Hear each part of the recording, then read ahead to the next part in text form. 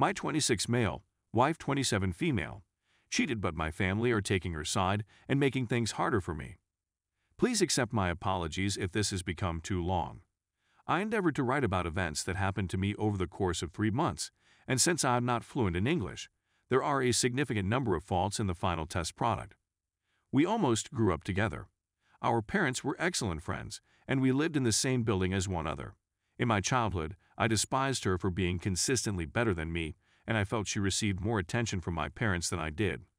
They only hosted a celebration for her since she was ranked second in the country, whereas I was only in the top 50, despite the fact that we were both accepted to the premier institution in our country. But she was the one who cared about me more than anybody else. She confessed to me when I was 17 years old, and we were married when I was 23 years old. It was 3 years ago today. My wife and I had a lovely marriage up until 3 months ago, when I arrived home and took a moment to smoke a cigarette before entering the house. When I opened the door, I could hear my wife's voice coming through the window. When I approached her to talk with her, I overheard her make a statement that I found amusing. This should be brought to a close. It is not right. Dan is one of my favorites, what she called me. Please do not contact me in the future. I had the sensation that I was about to puke in my stomach. I was in a bad mood at the time, but after a few seconds, I was able to relax and enter inside the room. When I was with her, I kept my mouth shut. I was striving to convince myself that maybe I had made a misunderstanding.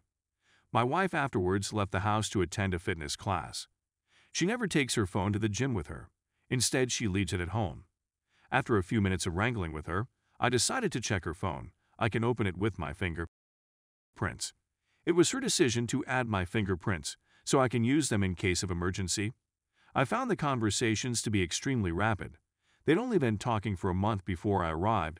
I was expecting that she had already deleted anything about him, but well, it was all there.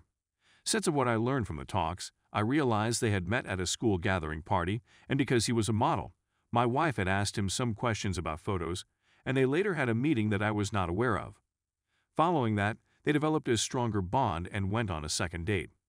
On that particular occasion, he kissed her, and the two of them spoke about it afterwards. It had been 2 days since the last incident. I had enough of it, and I was done. I slid the book off the table. I penned a letter. I'm seeking for a divorce at this time. What were you thinking when you did that to me? Put the paper on top of the phone while the discussion was still going on, and then walked out of the house. As soon as I got off the phone, I got in my car and went to my parents' house. When I awoke the next morning, she was still there, and I instantly realized that my parents had become concerned about us and wanted to help us. They proceeded by emphasizing that married couples are prone to disagreements and that we should work through these difficulties together. After a long day of work, I was fatigued and irritated, and when my father repeated almost the same thing again, I said, "She cheated on me." When I realized she had cheated on me, I burst into tears. After leaving the home, I went to my parents' house for a while. Though I had hoped that my parents would come down on my side and cease worrying about me, the next day she called and said, she explained everything to me. She's sincerely sorry. It's not that bad. She didn't have any deep connections with him. We should be forgiving. I was in desperate need of assistance. "No, I'm looking for a divorce," I said, and she reiterated her point of view. Furthermore, she said that I was exaggerating my concerns, that it had been an honest mistake, and that they had despite only having met twice. I hung up the phone after a few rings. My father told me that he would only allow me in with my wife and then closed the door behind me when I went to my parents' home a few days later to chat with them about selling the house after the divorce. It was the second most heartbreaking moment of my life, after the news that my wife had cheated on me with another man. Despite the fact that it has been 3 months, my parents have not yet allowed me to enter their house, despite my repeated requests to do so. Due to her refusal to sign the divorce papers, we were still legally married, and in my country, if one spouse refuses to seek a divorce, the process may take a long time and involves 3 sessions with a therapist before it can be completed. And she's been following me around, weeping and begging me to give her another chance. Seeing her in this situation makes me extremely sad since she was one of my favorite people. But I can't forgive her, I can't put my faith in her, and I can't seem to get my mind off the fact that she lied to me about our relationship. I have absolutely no clue what I want to do with my life, how to deal with my parents, or even how to persuade Mum to stop smoking. Update: because things are getting closer to completion, and I'm in a better position, I decided to provide an update on the site.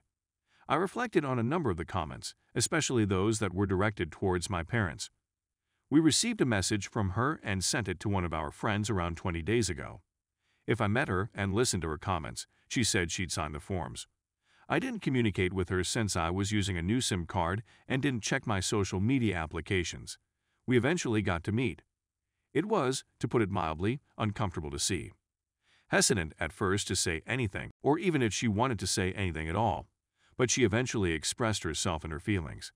She insisted that they had no physical contact and that it was just one kiss, to which I responded that I didn't care and that I didn't care anyway. She had betrayed my confidence, and that was the end of it. Moreover, there are other terms she begged for a second chance, and I told her that even if I give you another chance, I won't be able to treat you the same, and that is something I don't want to do. She sobbed, and I couldn't keep it together. I asked her to sign the papers with my attorney, which she duly did, and then I escorted her to her car, where she exclaimed, "I'm going to drive. Please accept my apologies. I'm not sure what motivated me to do it. I was nuts, but I still adore you more than anything else in the whole world. I wanted to tell you that if you really cared about me, you would not have done this, but I refrained myself from saying anything. I can't deny that I'm still attached to her in some way. I didn't want to add any more dismal elements to the finale. I chatted with my parents on multiple occasions, and my mother's condition gradually improved. However, when I notified my father about her signing the papers, he said that she would be removed from the inheritance and that everything would be given to my sister, and I stated that I didn't care. But not because I don't care about money, but I have more than enough of my own, and my sister despises my parents more than anybody else, so I am certain that she would not accept any of their money. Due to her orientation, she was completely unsuitable for my parents, who suffered much before she left, and were eventually forced to accept her after many years of battle. She is now married with 2 daughters. I'm sure she'd just come once a year at most. So, although I'm talking with my mother, my connection with my father is non-existent until he recognizes this truth, and this time I want him to declare he would support me going forward, and that he made a mistake in the past. I didn't want this to spread because of my personal reputation, which is essential in this situation, but it did. My buddy phoned me about a week ago, stating he was aware of the situation and was very sorry. The male manager works for his firm, and he has previously spoken with him and said that he would not take any other job. It's a tiny business, and he'll do all he can to avoid being accepted by other agencies. You may argue that it won't make you feel any better and that it's immoral, but what did he do? A few days later, the person returned to my office to apologize, which was apparent due to his work, but I refused.